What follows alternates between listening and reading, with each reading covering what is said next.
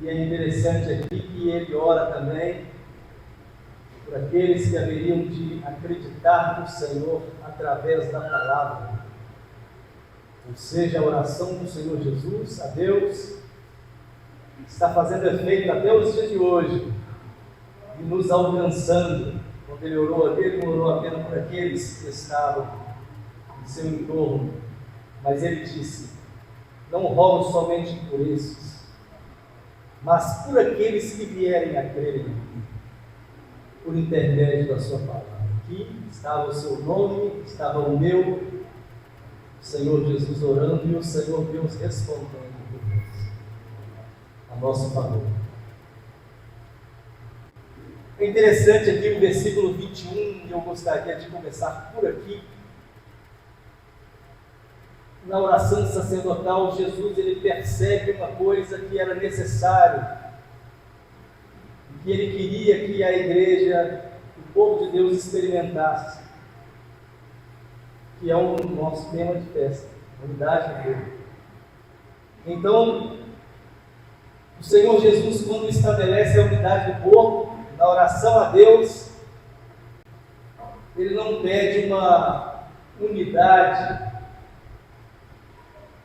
baseada num exemplo mínimo, baseado em alguma coisa bonita do seu tempo, baseado em alguma unidade humana da história da humanidade. Mas o Senhor Jesus, quando quer falar da unidade do povo, ele dá exemplo naquilo que era mais perfeito em termos de unidade. A unidade do Pai com o Filho e a unidade do Filho com o Pai. E é esse modelo que ele pede a Deus que seja o nosso modelo de vida, o nosso modelo de unidade. Não é nada menor do que isso. O que Jesus espera de nós é que a nossa unidade seja exatamente igual à unidade que existe entre Pai e Filho e o Filho e o Pai. Então é um nível aí elevadíssimo, de unidade que nenhum de nós sabe mensurar ou explicar, porque embora ele tenha falado uma realidade concreta, essa realidade vai sendo para nós desvendada, ampliada, aprofundada, à medida que a gente conhece o Senhor. Então, sempre que a gente vai conhecendo mais o Senhor, sempre que a gente vai ter mais vida com Deus, a gente vai percebendo que essa unidade que Ele espera de nós, na verdade, se trata de algo muito mais profundo, algo muito mais elevado, mais íntimo, mais puro, mais santo, mais genuíno. E a cada nova experiência nossa com Deus, cada crescimento, cada santificação, a cada aumento do nosso amor, a gente vai entendendo então de que essa unidade ainda é algo muito mais profundo, muito mais verdadeiro, muito mais elevado.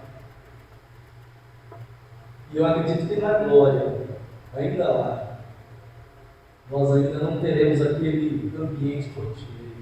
O mundo fala assim: não quero ir para o céu, não, porque chega lá, está tocando a e uma asinha, e ficando ali naquela monotonia, aquele lugar parado. Não será assim. Na verdade, o nosso conhecimento de Deus será eterno. Mesmo já estando num ambiente glorioso, naquele tempo ali, à medida que a gente vai estar naquele lugar, a gente vai estar experimentando de Deus sempre igualdade, sempre uma glória superior, de forma que nós não ficaremos enjoados, nem acostumados com aquilo que Deus é, dado a infinidade do nosso Deus, e dado a infinidade das experiências que teremos a vir com o Senhor. Mas embora esteja reservado para aquele lugar essa plenitude do Senhor Jesus, quando orou, ele não olhava apenas o céu como sendo um lugar para nós experimentarmos isso, ao contrário. Ele pedia a Deus, na sua oração, que aqui em vida ainda pudéssemos ter esse nível de unidade. Ou seja, deixando bem claro que é possível, aqui nessa vida ainda, conseguir experimentar desta unidade. Unidade semelhante àquela que existe entre Pai, Filho e Pai. E é isso que ele ora. E eu acredito que Deus ouviu a oração de Cristo, porque a oração de Jesus, como não poderia ser ouvida? Então, quando a gente entra no caminho do Senhor, a gente entra no início dessa unidade. Ali a gente já está, né, sendo alcançado em resposta da oração do nosso Senhor. O Senhor nos arrola no corpo de Cristo. Então nós fazemos parte do corpo de Cristo. Mas algo que muitas vezes as igrejas não falam, não se acomodam em falar, é que existe um progresso na vida espiritual. Que a gente não deve esmorecer de procurar avançar nesse progresso da vida espiritual. Aquela pessoa que está no mundo, ela ama a si mesma e elas escolhem suas vidas, suas coisas, seu estilo de vida, né? Cuida de si. Então, quando a gente conhece a Jesus, a gente passa então a amar ao Senhor. E o primeiro amor é o amor mais raso, aquele amor onde a gente ama a Deus por interesses. Porque em Deus existe para nós muitos benefícios. E já é um amor, e já é um início. Pessoas que estão no caminho porque não querem ir para o inferno. Não, eles querem ter o benefício dos céus. Outros vêm porque existem benefícios no corpo de Cristo. E às vezes as pessoas nem entraram no corpo de Cristo, mas entraram na igreja visível. Por exemplo, aqui nós temos uma igreja visível. Isso são vantagens de estar aqui. Aqui você faz conhecimento de pessoas, você amplia sua agenda, seus contatos. Aqui alguém vai apertar seu nome. Alguém vai perguntar como foi o seu dia, a sua semana. Você vai ouvir uns cânticos bonitos aqui, vai cantar também, tem um instrumento, tem um músico ali de primeira linha, que toca, vai cantando e a gente vai deliciando aqui nesses acordes, nessa voz maravilhosa.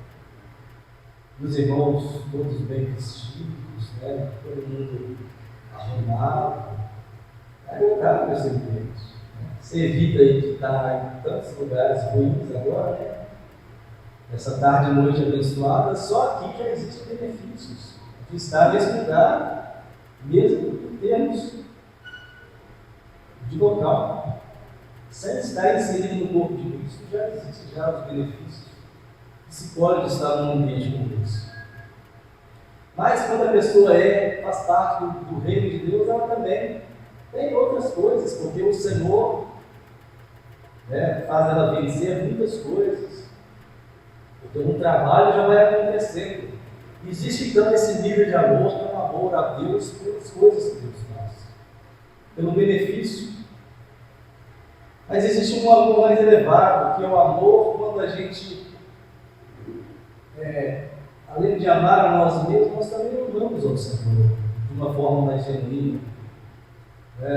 Não só por aquilo que Ele faz, mas porque realmente a gente reconhece em Deus.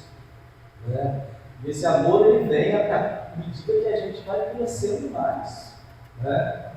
Porque o conhecer, ele abre o seu entendimento de forma que Deus se torna maior, os feitos de Deus se tornam maior, e aquilo que Ele fez para que você estivesse aqui, você passa a ter gratidão, porque você vai ter uma dimensão maior de qual foi o preço. Isso aí gera em nós um ambiente de gratidão, que já é um amor mais elevado. Mas existe aquele amor que é o amor de amar a Deus, depois me amar por causa de Deus. Esse amor aqui é um amor mais escasso, porque aí o homem entra depois. Eu amo a Deus, e porque eu amo a Deus, aí eu vou me amar. Ou seja, eu me amo porque eu amei a Deus primeiro. Me amando a Deus, eu entendi que eu devo me amar. Não é aquela coisa de eu me amo, por isso eu amo a Deus. Não é aquela coisa de eu me amo e amo a Deus. Eu amo o Senhor, e nesse amor, Ele me permite me amar. Ou seja, eu consigo amar mais a Deus do que a mim mesmo. Isso é um grau elevadíssimo de amor, dificílimo. E eu quero falar aqui para os irmãos que a pregação que eu faço aqui essa noite não é uma pregação como eu, por exemplo, de nada. Não. Eu só quero falar o que a palavra diz, tudo que é a verdade da palavra.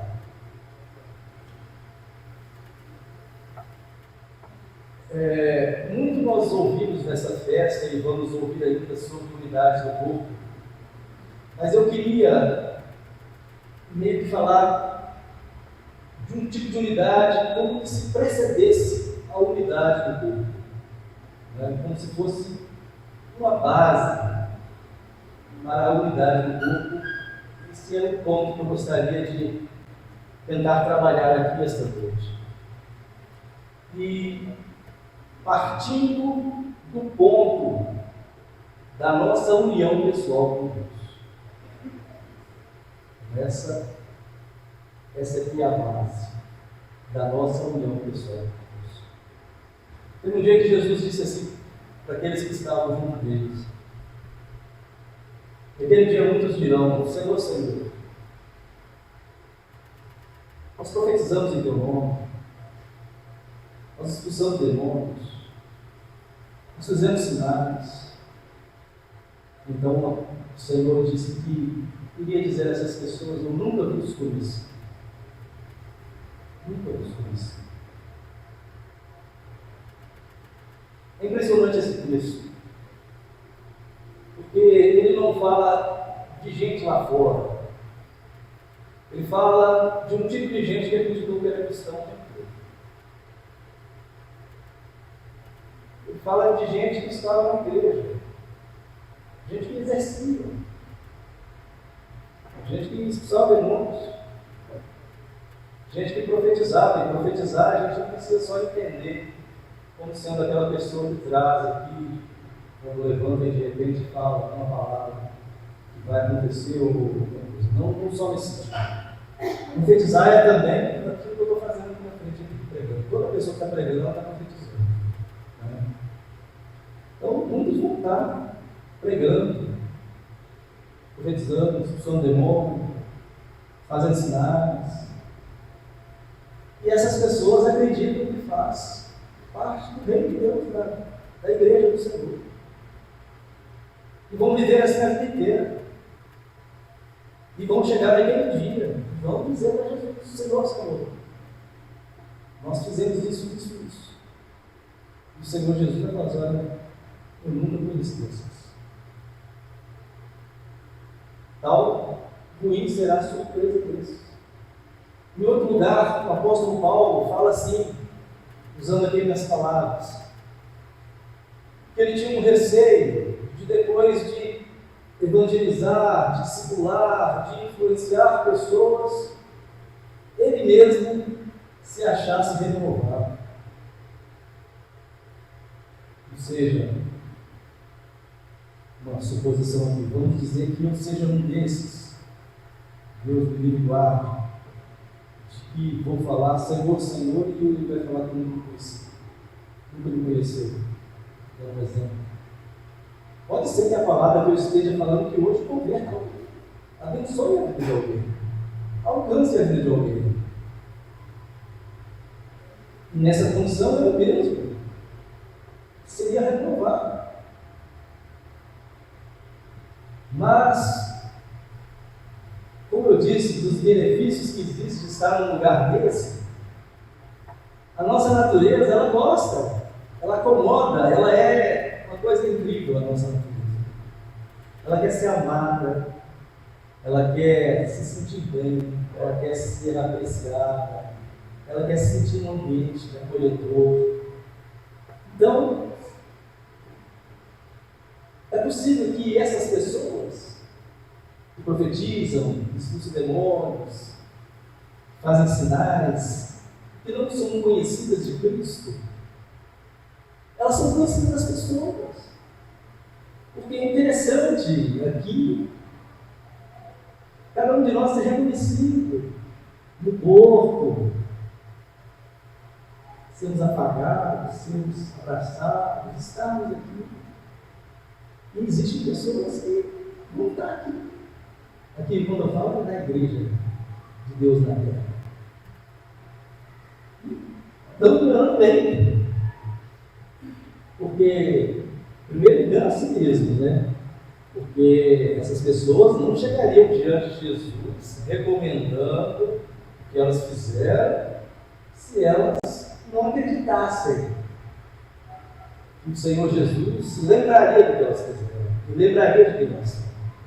Não é possível. E também as pessoas em volta. Você não sabe quem eu sou, você não sabe da minha vida, do meu coração. Eu não sei aqui dos irmãos. Quem aqui de fato é, quem não é, não sei. Quem faz parte, quem não faz parte. Se todos fazemos parte ou não. Eu sei que se eu não faço parte, você pode ser abençoada com essa palavra que eu estou dando aqui, porque um dia Jesus falou assim, na cadeira de Moisés, sentaram os escribas e fariseus. Faça igualzinho eles estão ensinando. Só não faz aquilo que eles estão fazendo. Por quê? Porque naqueles dias era notório que os escribas e fariseus eles não tinham vida exemplar. Mas eles tinham a palavra correta. O problema dos escribas e fariseus daqueles dias é que não coincidia a palavra com a vida, o estilo de vida que eles tinham. Mas o que eles falavam era certo. Tanto é que Jesus falou assim, pode fazer o que eles dizem sim. Porque eles estão dizendo que está certinho. Então é possível ter uma vida incoerente e dizer aquilo que é certo. Ter um discurso certo, uma palavra boa, ou uma vida errada. No caso dos fariseus daqueles dias, dos escribas, Jesus denunciou, mostrou. Jesus apontou, Jesus, todas as vezes que tinha embate com eles, Jesus deixava em claro essa hipocrisia deles. Mas nos dias atuais nem sempre isso é visível. Por quê? Porque nem todo mundo sabe a vida de todo mundo. E às vezes a gente mesmo está enganado daquilo que nós somos.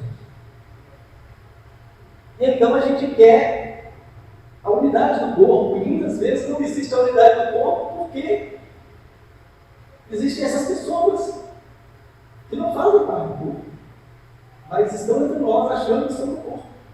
Muitas vezes a gente também acha que elas são do corpo e às vezes essa pessoa é nossa. Porque a porta é estreita, e o padrão é alto. E o padrão da unidade não é a amizade que existe entre nós. Não é o padrão que Jesus escolheu, não é o casamento com a esposa. O padrão que Jesus escolheu é a unidade que existe entre pai e filho e pai.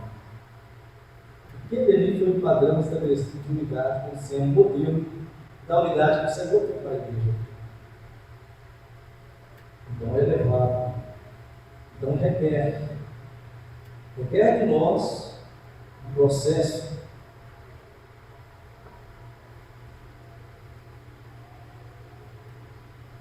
quando Israel estava no Egito, né, o Egito ele tipifica o mundo, né, ele é um modelo de mundo, né, porque o mundo ele escraviza. O mundo com o pecado, o mundo com a natureza humana, né? A natureza decaída, carne, a palavra chama de carne. E carne, irmãos, quando a Bíblia chama de carne, não é o físico, não. Existe uma diferença entre isso aí. Corpo é uma coisa, carne é outra. né? O corpo é aquilo que está para o natural, assim como a alma está para o espiritual.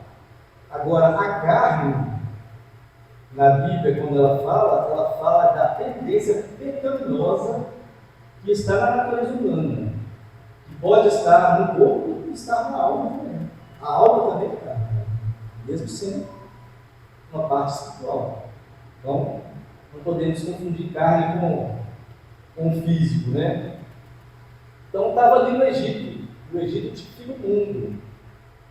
O diabo, a natureza carnal e o mundo, que são os inimigos, né, do Senhor e os nossos inimigos, enquanto somos cristãos. Aí então vem Moisés, que é o tipo de Cristo. Vem tirar ali aquele povo do Egito para levar para uma terra prometida. Tipifica os céus, um novo céu e nova terra, uma nova vida com Deus. E o deserto. O deserto é o processo pelo qual o Senhor trabalha nas nossas vidas. Quando nós vemos aqui, começamos a ler, o primeiro versículo que ele fala no 17 é: santifica-os na verdade. Depois ele deixa bem claro que a palavra é a verdade, a palavra de Deus é a verdade. Esse é Jesus orando para Deus. Ele fala: Pai, santifica-os na verdade. E depois ele fala: a tua palavra é a verdade. Então, para existir aquela unidade que ele queria que houvesse, conforme a unidade que ele tinha com o Pai e o Pai tinha com ele, ele percebe a necessidade da santificação. E aqui então é que começa a nossa unidade em Deus. Então, o que cada um de nós precisa para ter um corpo? Unidade. É que eu, na minha vida pessoal, eu tenho que ter unidade com Deus. Essa é a unidade que eu tenho que mais preocupar. Porque a outra unidade pode ser que não seja unidade. Está me vendo aqui, você não me conhece? E se eu tiver vida dupla? E se eu sou o que eu sou? Quem garante que todos nós fazemos parte? E por que eles vão chegar lá naquele dia e falar: Senhor, nós profetizamos teu nome? Eu não preguei lá na profetição, lá, dormi lá na festa da verdade. Não preguei lá, fiz meu trabalho lá, Senhor. Não estava no mundo, não. Eu não estava lá no estádio do Mineirão, nem no RMR lá para ver o jogo, não. Estava lá na igreja. Estava dedicando. No dia da Copa do Mundo, eu não faltei para ver a Copa do Mundo, não. Eu fui na igreja, teve culto lá, no horário da Copa do Mundo, eu estava lá, Senhor, profetizando, orando. O padrão é a unidade de Pai, Filho e Filho e Pai. Esse padrão aí é que mostra, ele é para nós o exemplo, se existe em nós esse tipo de unidade. Ou seja, eu tenho que olhar para essa unidade entre filho e pai, pai e filho, e tenho que olhar para a minha vida, para eu querer ser unido com Deus. Unido com Deus, ele me une no corpo. Aí ele me dá uma vida. O povo que saiu do Egito, ele levou um dia para sair daqui. Foi uma noite, né? Vestir ali, comer aquele animal ali durante a noite. Aí ainda nem tinha clareado, ele já estava já com ele vestido, já arrumados, né? Já tinha feito as bagagens todas, já, as mulheres já tinham pedido, né? As egípcias lá, prata, ouro, né? Joias. Já estava tudo ali nas sacolas, lá. Os animais já estavam todos já tudo certinho. E então foram em direção ao mar. Um dia, depois de 430 anos, Em um único dia, Deus tira o povo do Egito. Depois do desafio do mar. O mar adiante, os inimigos atrás. Então o Senhor abre aquele mar. E a palavra fala que durante a noite soprou um vento oriental. Toda noite. Aquele vento oriental afastou as águas. O Senhor usou um vento oriental para afastar as águas. Fez aquela parede. Eles atravessaram ali bem junto, depois as águas fecharam e seguiram do outro lado. Uma noite. Depois do outro lado do mar vermelho, eles viram as carroças, viram soldados, boiando assim na praia, morto, egípcios, e agora eles estavam livres.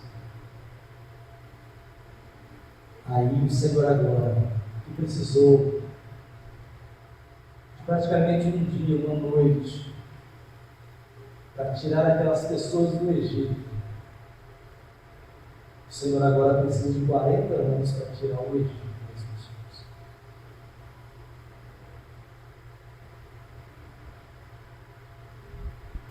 E essa aí que é a nossa vida. Tirar o Egito de nós. É isso que faz as pessoas chegarem naquele dia e falar: Senhor, Senhor, eu quis dizer teu nome. Eu nunca vos conheci. Você não conseguiu a unidade em Deus. Por quê? Porque precisa de santificar. Precisa de passar pelo processo da santificação. Então a primeira fase da vida do cristão é essa. É a mais demorada. A fase da purificação. A fase onde o Senhor tira o Egito de dentro de nós. Essa aí é difícil. E eu posso enganar vocês bonitinho aqui, parecendo que eu não tenho Egito também. Parecendo que eu já sou já. Nossa. A gente é muito fácil de enganar. A gente olha a aparência. Jesus um dia Deus falou assim para o profeta lá, o Samuel: se vocês veem a aparência, se você vê a aparência, eu não sou como eu. Eu olho a aparência. Eu olho o coração. Eu olho o coração. Então, o Senhor, Ele, para nos unir com Ele, Ele nos faz passar por esse caminho da purificação. Então, o nosso maior objetivo em relação à unidade do povo deveria ser: Senhor, eu quero me unir ao Senhor. Senhor, eu quero me unir ao Senhor. E como é que a gente vai percebendo isso se nós, olha queridos, o Senhor não nos deixa enganados. O Senhor não nos deixa enganados em relação a gente, Senhor. Porque uma coisa que a gente confunde muito é dom. Os dons do Senhor não. Dom você não dá. O dom não é mérito. O dom não é mérito. O dom não é porque a pessoa é espiritual, ela é tão espiritual que ele tem um dom. Não é isso. Deus deu um dom, conforme Ele quis. Ele fez a distribuição. Né? Então isso aí é até um motivo que não poderia existir inveja fraterna, né? Aquela que a gente pegou ciúme, né? Ciúme fraterno é o quê? Eu ficar chateado que o William toca bem e eu não toco, e ele recebe os cantos que eu consigo. Né? Não pode existir isso. O povo você não distribuiu conforme ele quis. Pronto. Isso não faz ninguém grande, não. O Senhor quis distribuir, todo mundo distribuiu. Sim. Exatamente. Está falando aqui sobre a diferença do dom e do fruto do Espírito. O dom Deus dá. Nem sempre quem tem dom significa que ele vai ser. Essas pessoas mesmo que chegaram para Jesus profetizaram, expulsaram demônios, isso aí foi coisa de Satanás, não. Fizeram genuinamente. Quando Judas saiu de 2 em 2, Judas também fez os sinais dele. Teve um momento que Jesus vai e fala: sai de 2 em 2. Vocês vão ungir todo mundo. Vocês vão curar, vocês vão expelir demônios, depois vocês voltam.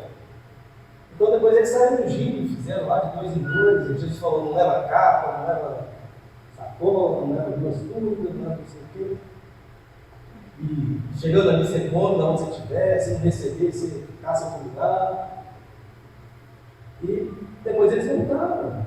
E quando eles voltaram trazendo um relatório: Senhor, nós fizemos isso. Os espíritos não sujeitaram. Então, Judas tinha lá a sua dupla também, lá, tinha ele mais um com ele. Ele saiu de 2 em 2, eram 12. Eram 6 duplas. Judas também saiu com alguém lá e fizeram lá e voltaram. Aquilo ali não era garantia. Não era garantia. A garantia é a nossa constante entrega a Deus. A nossa constante entrega ao Senhor. Então, no primeiro nível do amor, a pessoa ama a si mesma. Ela ama a Deus porque Deus beneficia. Já é um vício, mas o problema é quando a pessoa não. Tem várias pessoas que, quando Deus muda a sorte, elas perdem a fé. Quando estavam com as coisas indo bem, elas ficam, mas quando os ventos mudaram e as coisas não estão boas, as pessoas naufragam na fé. Porque não cresceram na unidade com Deus. Porque há algo na unidade com Deus, que é o setor mais alto. E eu estou falando isso aqui, eu sei da Bíblia. Não quer dizer isso, né? Eu sei de experiência própria. Eu sei que a Bíblia aponta isso. Nesse nível e tal de unidade perfeita com Deus, a pessoa não questiona Deus. E a pessoa entende completamente o modo de Deus agir, os tempos de Deus e o que Deus faz. Para ele é tudo muito perfeito. Então a pessoa ela não estranha nenhuma ação de Deus. Sabe aquelas ações que Deus faz que às vezes a gente estranha, que a gente escandaliza? Pois é. Aquele que está lá nesse nível de amor, de unidade com Deus, ele não estranha não. Pelo contrário, ele entende perfeitamente. Porque ele é um com Deus, assim como Cristo é um com o Pai é um com o Filho. Não existe dissonância nenhuma. Pelo contrário, ele entende perfeitamente a ação de Deus e ele deseja isso. Ele ora por isso, ele busca isso. Quando a gente fala, seja feita a tua vontade, assim na terra como no céu, a gente faz essa oração. Na verdade, muitas vezes a gente não sabe o que é. Porque essa pessoa que está nesse nível, ele sabe exatamente o que ele está pedindo. E muitas vezes o que ele está pedindo vai passar pela vida dele por uma coisa muito ruim na vida dele, e muito desagradável. Porque ele entende, ele ama o Senhor, e depois ele ama em segundo lugar dele. Não é isso que fala lá no mandamento? Amar o Senhor sobre todas as coisas. Mas é difícil, né? Entender como amar a Deus sobre todas as coisas se existe uma pessoa que também quer ter seu lugar ao sol, que também quer ter sua chance, seu espaço, seu momento. Afinal de contas, eu existo, você existe também. Como amar a Deus acima da nossa própria existência? Então a gente tem dúvidas nas coisas que Deus faz. E aí, quando a gente está questionando, mas por que Deus fez eu nascer desse tamanho? Eu queria ser maior, eu queria ter cabelo, eu queria ser homem, eu queria ter nascido num país melhor, eu queria ser branco.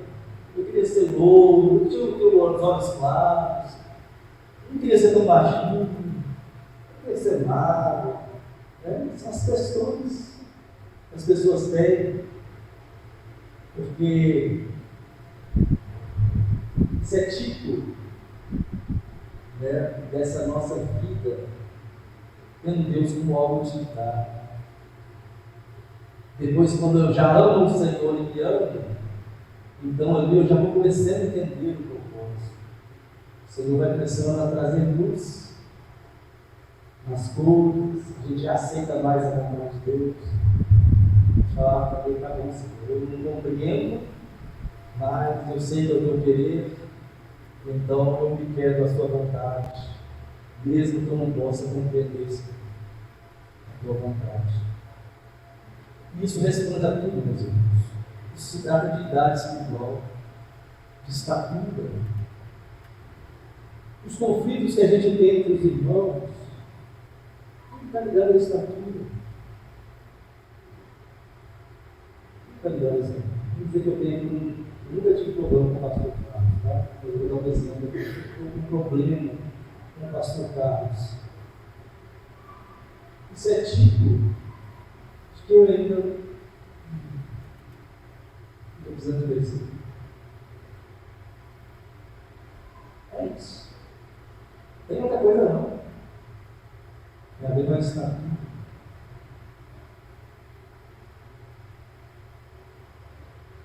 E está ligado à purificação. Então o que Deus vai fazer? Deus vai usar o deserto para trabalhar na minha vida. Por quê? Porque Ele quer me fazer entrar de falar com o corpo de Cristo. Porque senão eu vou ter uma unidade com as pessoas que não é a unidade do corpo. Então eu não posso fazer unidade aqui vamos dizer assim, como se diz quando a pessoa tem alguma coisa em comum com a outra? Fugir a palavra afinidade. Eu não posso fazer laços aqui por afinidade de várias coisas. Os irmãos são homens, eu conheço um homem, então já tem a região contigo. Aí de repente eu descubro que você gosta de alguma coisa que eu gosto. Aí de repente sua profissão bate com a outra profissão. Aí de repente o bairro seu é mais ou menos dele. A gente vai fazer afinidade. Posso fazer? Contato de afinidade. E essa é uma tendência humana, sabe por quê? Que aí a gente começa a procurar pessoas que a gente gosta, por causa da afinidade. A gente começa a procurar gente que é do tipo da gente. Oi? Aí que surge as palavras. Por quê? Porque a gente procura pessoas que a gente gosta. E a gente vai fazer aliança com as pessoas que a gente gosta. E o perigo disso tudo é que desmascara toda a realidade, né? Porque a pessoa fala que eu sou bom. Eu digo, eu não gosto da pensa. Na minha panela eu sou uma pensa. E eu vou achando que eu sou uma pensa. Mas o Senhor nunca me deixou enganar, porque é o nível de amor a Ele e de me amar segundo Ele é que vai determinar se de fato eu estou no corpo ou não. Uma coisa interessante que Deus está trazendo. O Espírito falou agora. Toda a unidade humana, ela é desfeita. Mas a unidade pelo Espírito, né? É o Espírito que promove essa unidade. E como você está falando, a nossa unidade primeiro tem que ser com Cristo. Porque a unidade entre os irmãos vai ser uma unidade perfeita. Não vai ser uma unidade da alma, de bajulação. Né? Porque essa unidade que é feita do jeito que você falou, ela é desfeita, ela não permanece. Exatamente o que ela falou. Mas existem as idades espirituais que a gente entende. Por quê? Porque quem entra agora, ele não está na estatura. Mas nós não estamos falando contra isso, porque isso também é amor. Nós estamos falando de passar a vida inteira e naquele dia se achar como alguém que o Senhor não conhece, porque nós tivemos toda a oportunidade de fazer essa união com Deus. Então a união, ela é com o Senhor. E então, eu não quero me delongar aqui mais, mas Jesus fala que o santifica. E é algo que eu entendo que os dias atuais têm pedido. Né? Tem um outro momento que fala que Ele mesmo santificou. Os irmãos leem o que ele está falando. Ele mesmo santificou para ser exemplo. Ele não está dizendo que ele tinha pecado e precisava santificar. Ele estava dizendo que ele se separava para ser um modelo para os outros copiarem. Mas nos casos dos discípulos, a separação não era apenas a separação no sentido de sair do mundo, mas de sair do mundo e se deixar o pecado. Como nós começamos a ler, falando de santificação, eu entendo que esses são dias que o Senhor tem nos pedido de voltar às práticas daquilo que era lá no passado algo comum na Igreja de Deus, que era os tempos onde a gente tirava para jejuar, para buscar o Senhor em oração na nossa vida íntima com Deus. Ou seja, o dia aquele dia que afligia, como se chamava o nome certo daquele dia em português, o dia da expiação. Então, a nossa vida ela precisa de voltar para essa pessoa. A igreja de hoje, no geral, é uma igreja que está muito acostumada com esse mundo, está muito mundanizada. Então, o Senhor, eu venho entendendo que o Senhor tem buscado nos lembrar da expiação. E buscar ao Senhor para mostrar em nós quem nós somos. Não quero aqui com essa palavra trazer dúvida no seu coração. Pelo contrário, eu acredito na salvação de cada um. Mas eu quero com essa palavra mostrar para os irmãos que o reino de Deus não é algo estático. O chamado de Deus para nós não é algo que fica parado. Nós não estamos aqui naquilo que o Senhor nos chamou ainda. O Senhor tem para nós um caminho de aprofundamento, de vida com Ele, de amor com Ele, de purificação com Ele. Isso vai ser refletido nas nossas relações. Uma igreja madura é conhecida, uma igreja madura. Porque ela é constituída de pessoas que têm essa unidade com Cristo. Porque de Cristo não se esconde. A unidade de Cristo ela é entre nós, é fácil. Mas entre Cristo é como não é. E isso reflete na nossa vida de tal forma que a igreja, isso reflete na igreja também. Isso reflete na alegria da igreja, porque a alegria da salvação, sabe, a igreja alegre. Por quê? Porque a salvação ela traz alegria, traz certeza de salvação, né? Leve e momentânea, tribulação. Por que Paulo fala leve e momentânea tribulação? Houve terremotos aí, todo dia vai ter um terremoto, não sei se vocês estão compreendendo. Como eu posso chamar disso leve e momentânea tribulação?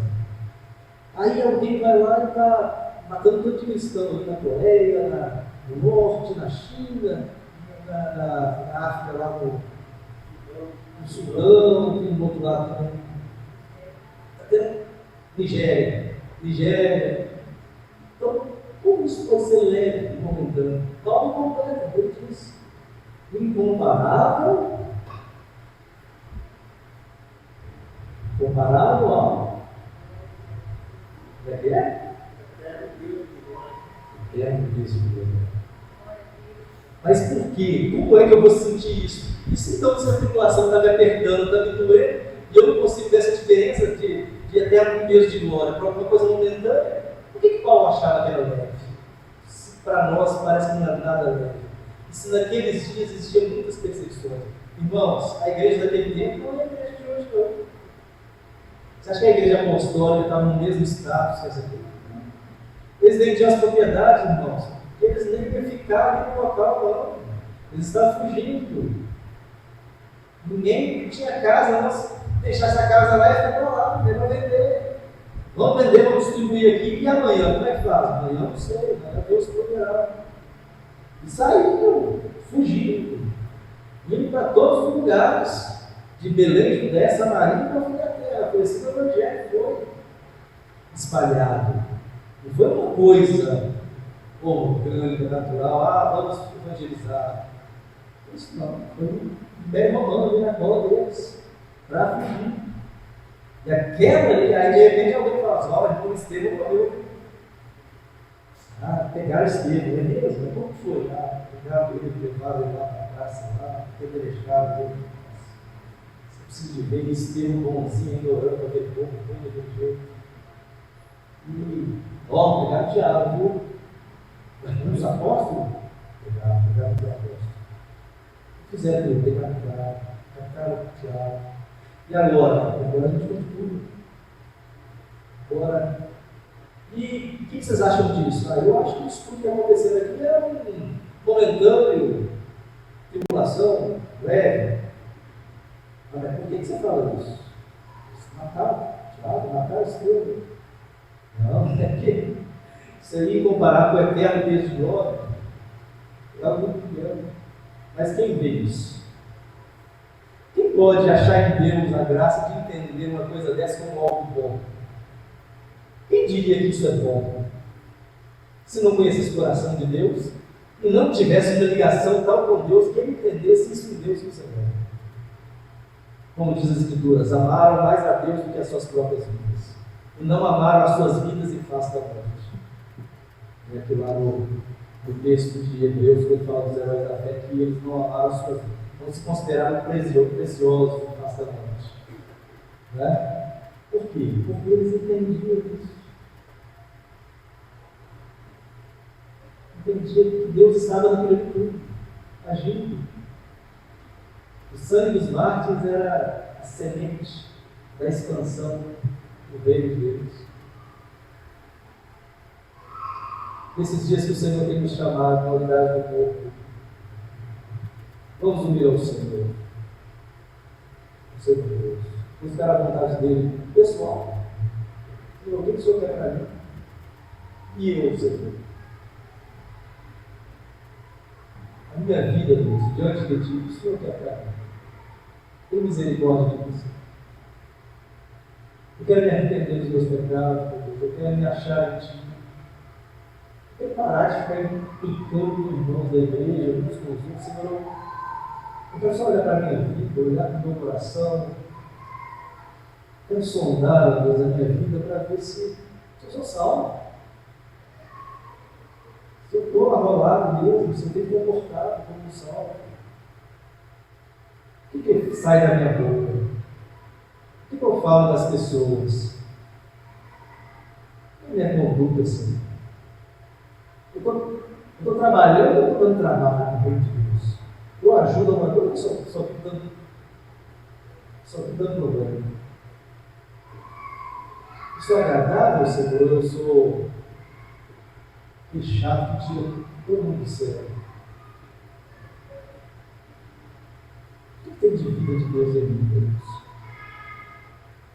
Naquele dia lá, o Senhor vai falar certo, bom e fiel. Ou o Senhor vai falar, eu nunca vos conheci.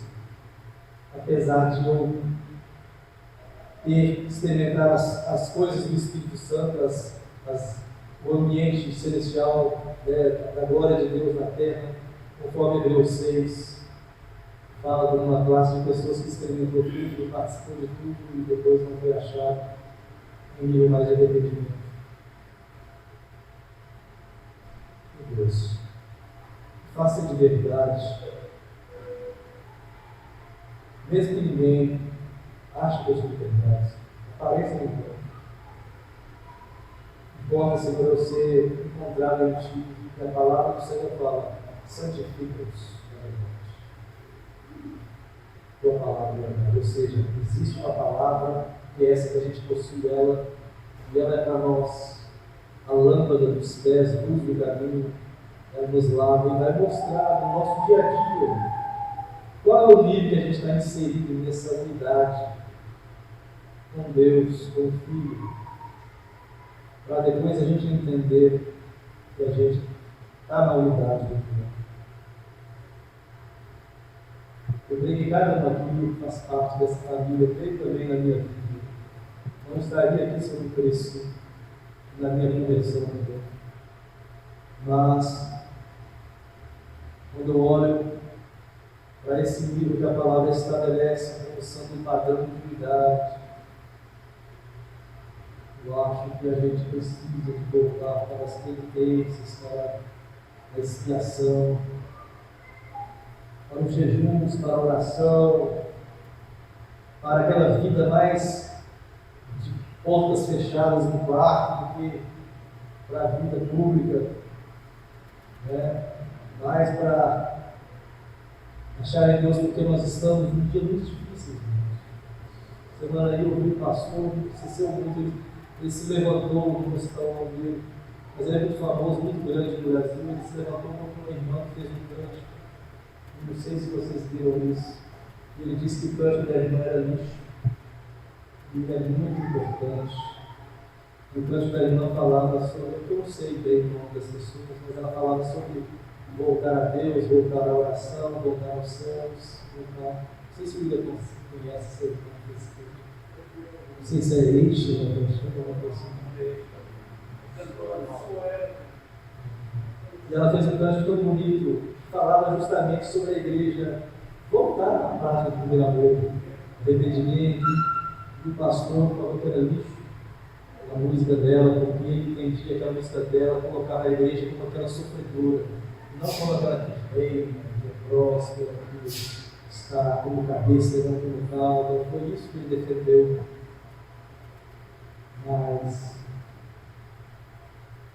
lamentavelmente, ele estava enganado nesse espírito.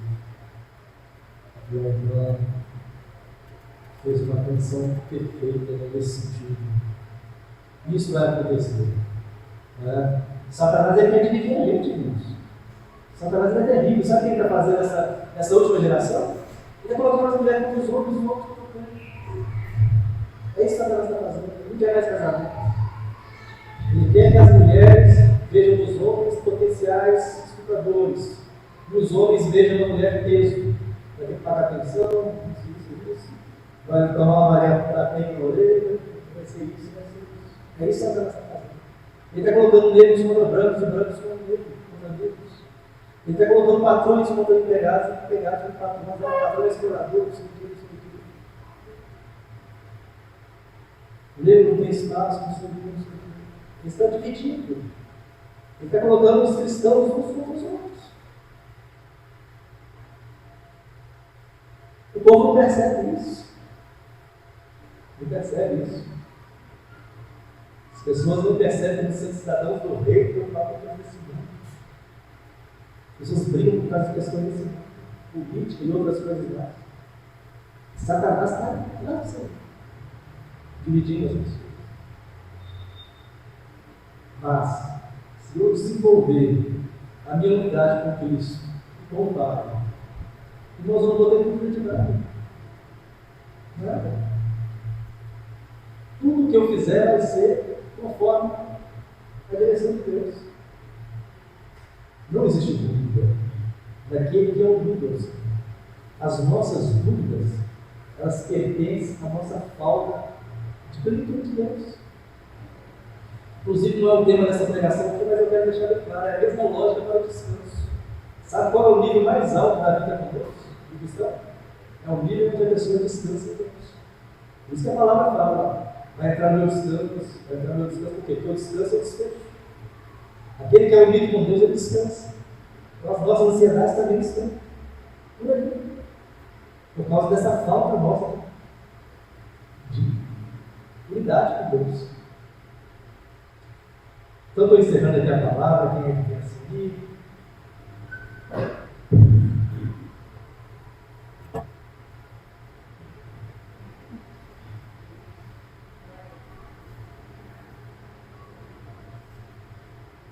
Pensar na nossa vida com Deus é um ponto de partida para uma mudança no nosso caminho. Eu creio que Deus, nessa festa, está nos chamando a isso, porque tudo que refletimos no corpo é reflexo da minha vida com Deus. Tudo que refletimos no corpo é reflexo da minha vida com Deus. Se a minha vida com Deus não estiver alinhada nesse nível que nós ouvimos, o Espírito está levando, e é possível, Deus não deixou nada impossível para nós. Ele fala que é possível porque é possível. Mas às vezes nós caminhamos em uma paz que não é a paz dessa unidade com Deus. É uma paz que nós temos porque fazemos parte do corpo. Como ouvimos, fazer parte do corpo também traz uma paz. Eu faço parte de uma família, de um corpo, de uma igreja, eu deixo de fazer muita coisa que se eu não fizesse parte, eu fazia. Mas ainda não quer dizer que essa minha unidade com Deus, ela não precisa ser ajustada. E precisa, para que nós não venhamos caminhar com o Senhor e iludidos, né? Porque aquele exemplo foi um exemplo de um pessoal que foi iludido. A ilusão é o quê? É você achar que está bem e não está. E Deus quer nos tirar da ilusão. É a desilusão. Né? O Espírito trabalha com a desilusão, ou seja, ele quer te tirar da ilusão. A tentar despertar o nosso interior. Porque não é aquilo que eu faço ou que eu deixei de fazer que me coloca aprovado diante do Senhor. O que me coloca aprovado diante de Deus é a minha comunhão com Ele. É a minha vida com Ele. Se eu sou um ministério ou não, se eu exerço uma função ou não, isso é o de menos.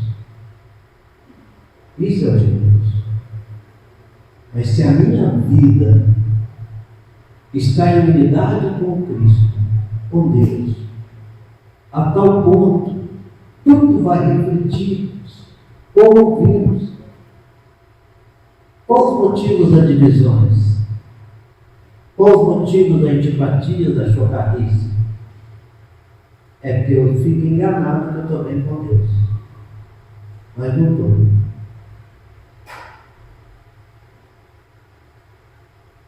Como no passado fizeram muita coisa que deu certo. E não quer dizer que vai dar errado. Não quer dizer. Mas a gente precisa entrar nessa expiação. Como diz a palavra em Levítico, nós temos que conflitar a nossa alma. A palavra fala, ela é tão dura, né? Hoje nós vivemos uma vida tão relaxada. A palavra fala assim: aquele que não afligisse a sua alma seria eliminado. Hoje nós vivemos uma vida tão tão relaxado. Mas o Espírito Santo está nos chamando para um nível de unidade. E nós ouvimos aqui o exemplo de unidade é do Pai com o Filho. Engraçado, eu estava estudando isso lá, tem muita coisa já anotada hoje. Ontem, eu tirei um tempo maior para me estudar. Falando do preço da unidade. Jesus entendeu o preço da unidade. Não importa qual o preço. Se é para ter unidade com o Pai, tem que estar disposto a pagar.